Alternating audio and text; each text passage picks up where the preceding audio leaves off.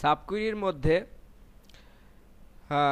Having কিভাবে ব্যবহার করা যায়, মানে কুইরির মধ্যে হ্যাভিং ব্যবহার করে তারপরে আবার সাবকুইরি, এরকম একটা দেখব আমরা। তো প্রথমে আমরা এখানে এরকম দেখি যে department ID comma min salary from employees, তারপরে যেহেতু আমরা এখানে কলামের নাম এবং একই সাথে যেহেতু গ্রুপ ফাংশন ব্যবহার করছি, সুতরাং আমাদেরকে এটা কি করতে হবে, গ্রুপ বাই ব্যবহার করতে হবে। আমরা এগুলো সব মুছে দিচ্ছি। গ্রুপ বাই ডিপার্টমেন্ট আইডি,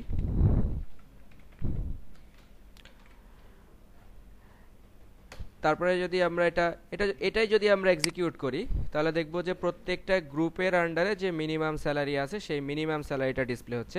এরকম কুইরি আমরা এর আগে দেখেছি। তো এখানে এখন যদি আমরা একটা কন্ডিশন দিতে চাই যে হ্যাভিং মিন স্যালারি, যেহেতু আমি এখানে মিন স্যালারি ব্যবহার করছি সেজন্য এখানে হ্যাভিং ব্যবহার করছি, not where. Okay, having min salary greater than আমি বললাম যে 2500। তাহলে এখানে যে রোগুলো আসছে 12টা, অবশ্যই এখান থেকে কিছু কমে আসবে, রেজাল্ট আসলে হচ্ছে 10টা। তাহলে আমরা বললাম যে having min salary 2500।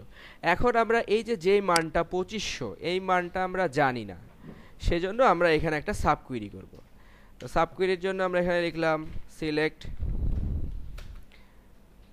Mean salary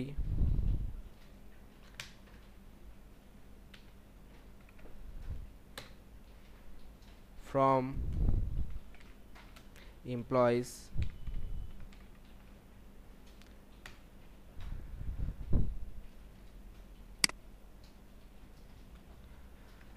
where department ID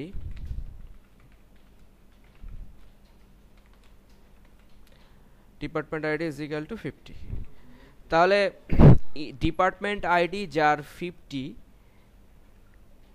department ID যেখানে 50, সেই 50-র মিনিমাম স্যালারি যত, তার থেকে বেশি স্যালারি যাদের, সেই সমস্ত এমপ্লয়ি রেকর্ডগুলো ডিসপ্লে হবে। তাহলে ডিপার্টমেন্ট আইডি 50 যেই মিনিমাম স্যালারি পায়, সেই মিনিমাম স্যালারির চেয়ে বেশি স্যালারি যারা পায় সেই সমস্ত এমপ্লয়িগুলো ডিসপ্লে হচ্ছে। অনলি 11 রোজ। এবারে আমরা একটা সাবকুইরি দেখি, যে প্রথমে আমরা সাবকুইরিটাই লিখব। আমরা এরকম লিখলাম যে select minimum salary from employees, এইটাকে যদি আমরা গ্রুপ বাই করি, গ্রুপ বাই ডিপার্টমেন্ট আইডি। তো গ্রুপ বাই যদি ডিপার্টমেন্ট আইডি করা হয়, আমরা এখানে ডিপার্টমেন্ট আইডিটাও একটু দেখায় দেই। যেহেতু ডিপার্টমেন্ট আইডি দেখাচ্ছি না, সুতরাং এটা ডিপার্টমেন্ট ওয়াইজ গ্রুপ বাই আছে, সেটা দেখা যাচ্ছে না। এগুলো হচ্ছে ডিপার্টমেন্ট ওয়াইজ গ্রুপ বাই। তো তার মানে আমরা দেখতে পাচ্ছি যে এরকম যদি আমরা কুইরি লিখি, তাহলে এই কুইরিটা মাল্টিপুল রো রিটার্ন করছে। Select minimum salary from employees group by department ID, multiple row return করছে। এখন যদি এই কুইরিটা একটা সাব কুইরি হয়, তাহলে মাল্টিপুল রো রিটার্ন করলে আমাদেরকে মাল্টিপুল রো অপারেটর ব্যবহার করতে হবে। অর্থাৎ আমরা যদি উপরে এরকম একটা মেন কুইরি লিখি যে select employee ID last name from employees where salary.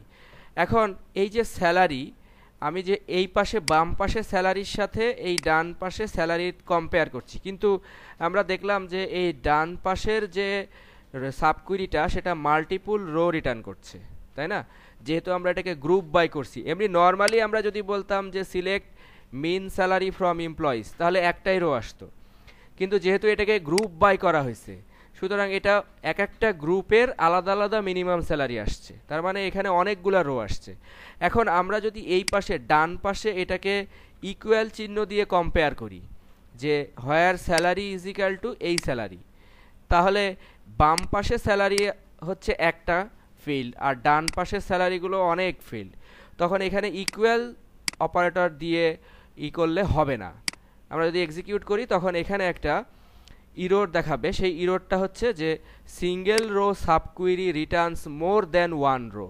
যখন এই ধরনের ইরোর দেখাবে তখন বুঝতে হবে যে আপনার এখানে আমরা সিঙ্গেল রো এর অপারেটর ব্যবহার করছি, কিন্তু এটা আমার কাছে এক্সপেক্ট করছে যে সাবকুইরিটা একটা মান নিয়ে আসুক, কিন্তু সাবকুইরিটা মাল্টিপুল মান আনছে বিধায় এই প্রবলেমটা বা এই ইরোরটা দেখাচ্ছে। তো এরকম ক্ষেত্রে আমাদের এই পাশে ইন ব্যবহার করলে এটা সলভ হয়ে যাবে, কারণ আমরা জানি যে ইনের মধ্যে আমরা মাল্টিপুল ভ্যালু কমা কমা দিয়ে দিতে পারি। সো আমরা দেখতে পাচ্ছি যে এখন এটা ঠিকঠাক মতো কাজ করছে। তার মানে সাবকুইরি যদি মাল্টিপুল রো নিয়ে আসে তখন সেই সাবকুইরিকে বলা হয় মাল্টিপুল রো সাবকুইরি।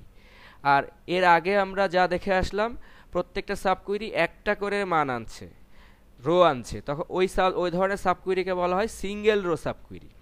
তো সিঙ্গেল রো সাবকুইরির জন্য সিঙ্গেল রো অপারেটর, আর যদি এটা মাল্টিপুল রো নিয়ে আসে তাহলে তার জন্য আমাদেরকে মাল্টিপুল রো এর অপারেটর যেমন ইন, অ্যানি, অল এগুলোর মধ্যে এই অপারেটরগুলো আমাদেরকে ব্যবহার করতে হবে। সাবকুইরি ব্যবহারের ক্ষেত্রে আমাদেরকে মনে রাখতে হবে যে এই যে বাইরের কুইরিটাকে আমরা বলছি আউটার কুইরি, আর এই কুইরিটাকে আমরা বলছি সাবকুইরি। তো সাবকুইরির প্রাপ্ত মানের ওপরে বেস করে আউটার কুইরিটা কাজ করে। এখন কোনো কারণে যদি সাবকুইরি আমাদেরকে কোনো রেজাল্ট না দিতে পারে তাহলে তখন আউটার কুইরি আমাদেরকে কোনো রেজাল্ট দিতে পারবে না। যেমন আমরা প্রথমে এখন এখানে একটা প্রথমে যে সাবকুইরিটা আমরা করব সেই সাবকুইরিটাই আমরা এখানে রেজাল্ট দেখছি, যে আমরা এখানে লিখলাম যে select job ID from employees, তারপরে আমরা বললাম where last name is equal to, এখানে একটা কন্ডিশন দিচ্ছি আমরা, লাস্ট name is equal to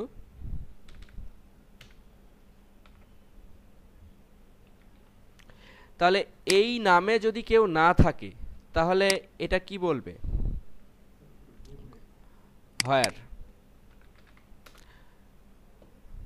where last name is equal to has no row selected, অর্থাৎ এই সাবকুইরি এই নামে কেউ নাই।